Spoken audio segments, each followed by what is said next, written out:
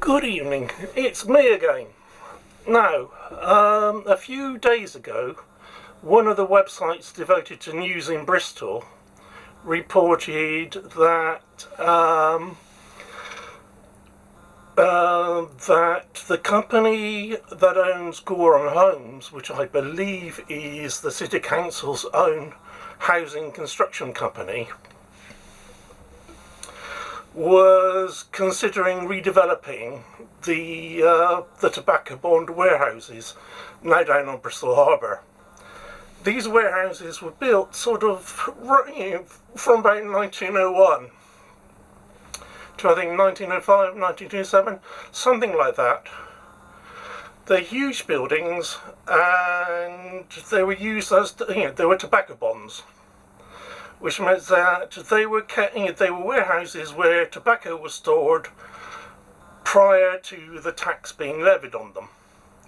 They're listed buildings, and Gorham Homes, or rather the company that owns Gorham Homes, is considering redeveloping them as flats, which are needed in Bristol. There is a lack of housing in Bristol.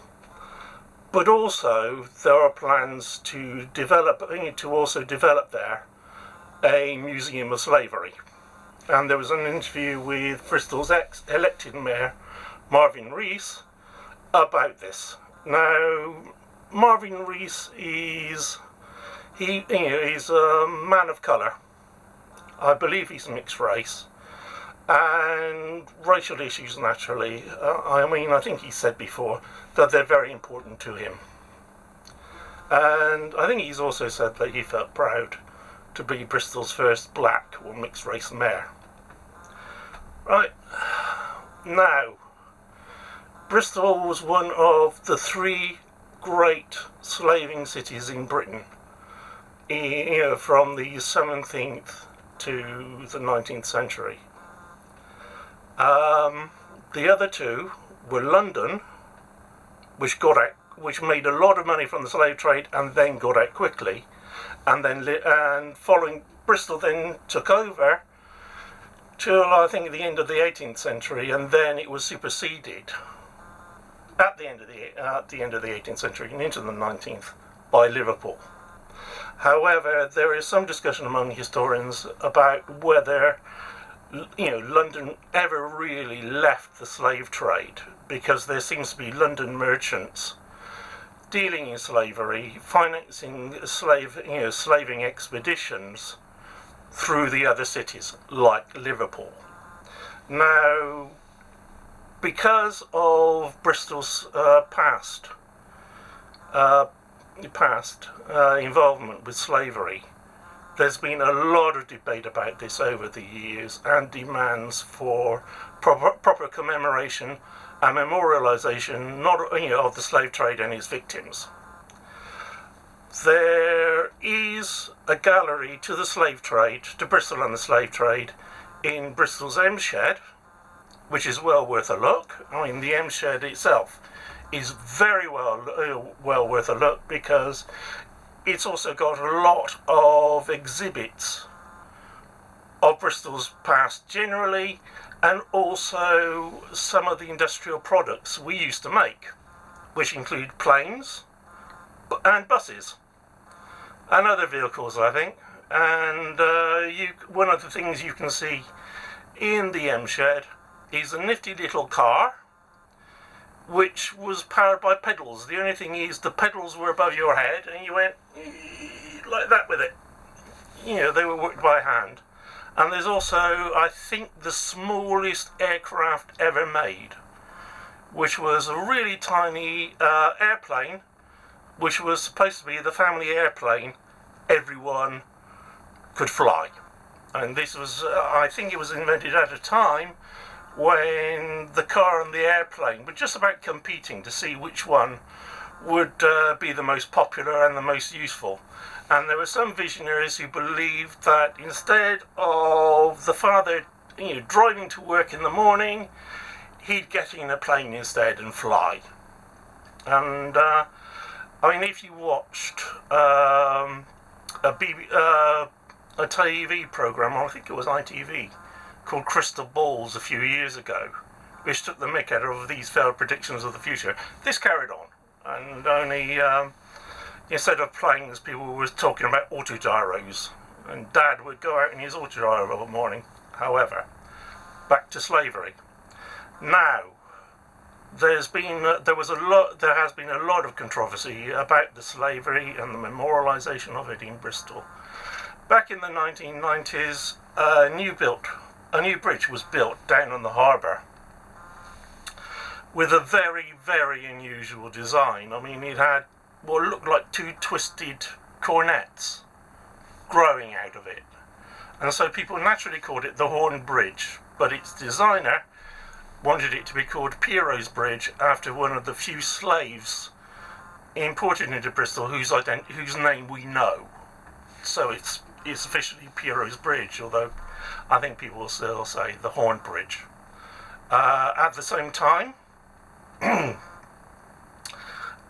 various academics like Madge Dresser, who was a lecturer in the 18th century and the slave trade at the University of the West of England, formerly Bristol Polytechnic, developed a slave walk where you could walk around the harbour side, and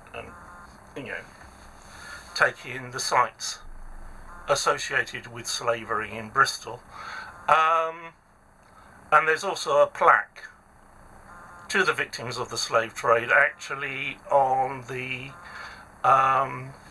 range of former warehouses, of which the Enslaved Museum is one. Now, people have also been campaigning for a museum of slavery in Bristol.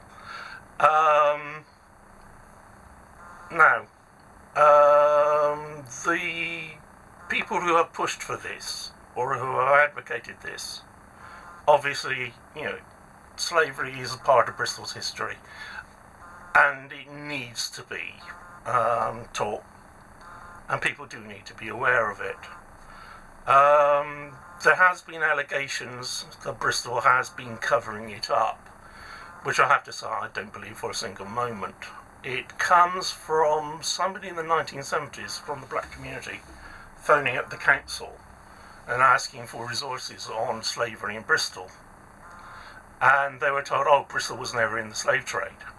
At the same time, I've got a book on my shelf on the history of Bristol, which was produced for Bristol schools in 1975, and it mentions Bristol and slavery in the context of the triangular trade, which was the trading system by which ships from Britain sailed to Africa, picked up a shipment of slaves, sailed again to the Caribbean or America, where they sold the slaves and bought goods from those colonies and then transported them back to Britain to be sold as a profit, where they then buy more trade items to buy black slaves from Africa.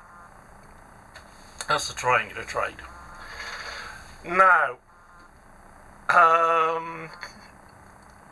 it hasn't been covered up, although for a very long time there was no mention of it in Bristol City Museum.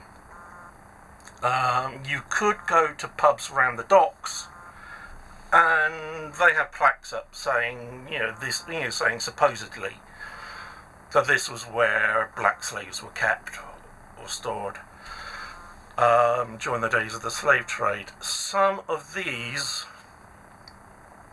are probably urban legends, and you have to take them with a pinch of salt. There were slaves in Bristol, certainly. In the 18th century, there were adverts for runaway slaves in Bristol's papers.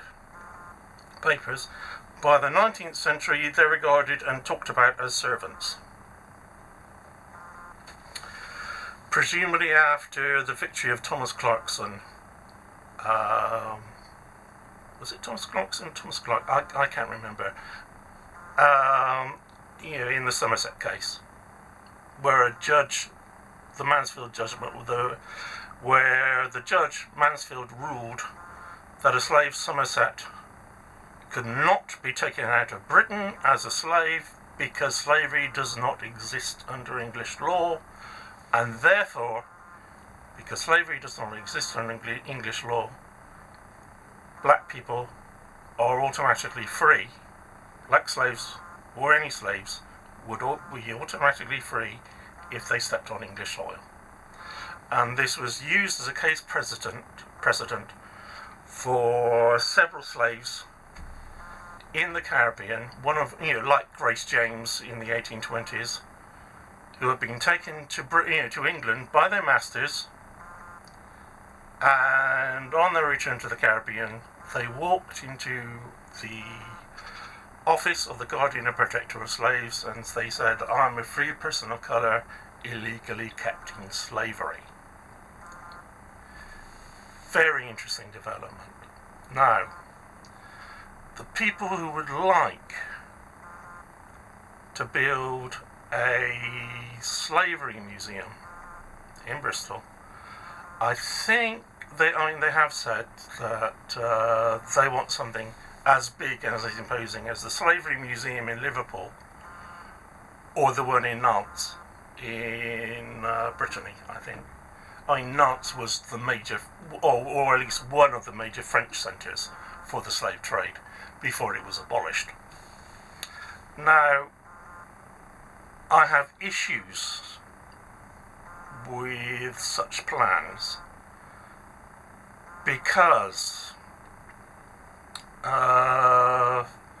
the emphasis is always on transatlantic slavery and black enslavement. Now, slavery had been practiced all over the globe for thousands of years, including Africa, before the transatlantic slave trade emerged with the New World. And there were other countries as well as ourselves engaged in slave trading and slavery. One of the arguments by the anti-abolitionist brigade was that the emancipation of blacks was visionary, which meant that it was utopian wishful thinking. And it was unfair because countries like the Turkish Empire and other empires held on to slavery. And if we abolished slavery in our empire, we would be crippling ourselves economically and giving them an advantage because they were still producing goods through slavery without harm. I also have the problem in that the concentration on black slavery and the transatlantic slave trade gives the view that the slave trade is something that white people did to blacks and no one else. This is absolutely wrong. As I've said, other countries were enslaving blacks, including the Chinese, which you won't hear about, and the Arabs, and then the Ottoman Turks from a very early period. But the Islamic empires also enslaved white Europeans, including people from Bristol. It started off with the Ottoman conquest of the Balkans. When they conquered what is now southeastern Europe, Greece, Albania, the states of the former Yugoslavia, Romania, right on up to Hungary, the people then, the indigenous white Christian population, were reduced to serfdom. I think some of them were reduced to serfdom already under the pre-existing system, but it was retained by the Turks. The Turks also, when they conquered Hungary, they also levied a tribute in slaves.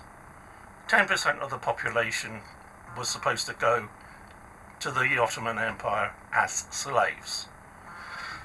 Further west, you had the Barbary pirates in Tripoli, Algiers, and what is now Morocco. and from the 16th to the, right up, straight up, I think, to the middle of the the 1830s. They were raiding Europe, including Italy, France, Spain, Portugal, Britain and Ireland, especially the southwest of Bristol, Iceland, and the North American colonies. And then after America gained its independence, the new America, and enslaving their people there. Now, there are a number of good books on slavery in Africa, which still continues unfortunately to today, and also on the Barbary pirates. And some of the victims of the Barbary pirates were people from Bristol. In the 16th century, Barbary vessels, this is Arab slavers, went into Bristol harbour and took 5 ships. In, I think, the 17th century, Lundy was a nest of Barbary pirates until, I think, Cromwell drove them out. And one of the books on slavery actually gives an account of the capture of seamen from Bristol, sailors from Bristol, and how they made their escape from these pirates. This is in Charles Sumner, White Slavery in the Barbary States, which is a modern reprint of a 19th century book. You can get it on Amazon. It's it's credited to E.R. Billings, illustrator. And the passage here runs: there is also, in the same early source, a quaint description of what occurred to a ship from Bristol, captured in 1621 by an Algerine corsair. That's pirates from Algiers. The Englishmen were all taken out except 4 youths, over whom the Turks, as these barbarians were often called by early writers, put 13 of their own men to conduct the ship as a prize to Algiers. And one of the pirates, a strong, able, stern and resolute person, was appointed captain. These 4 poor youths, so the story proceeds, being thus fallen into the hands of merciless infidels, began to study and